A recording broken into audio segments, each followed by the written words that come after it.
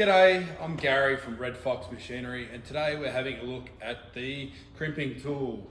Hydraulic, comes with two 18-volt batteries,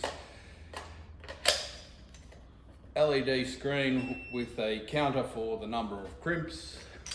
Open him up with a 14mm cross connection, pop him back in.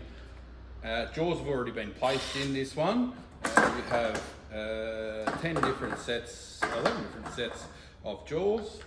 Open him up, pop the crimp in, 360-degree rotatable jaw.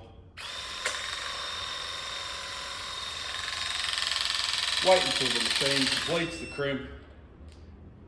Automatic release, open, and away you go.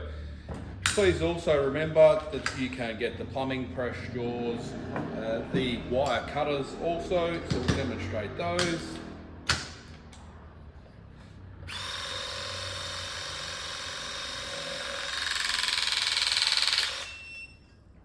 $60 kilonewtons of power will cut through any wire that you require. Please go to redfoxmachinery.com.au, and if you've got any questions, please feel free to give us a call or drop into our store in Braeside. Thank you.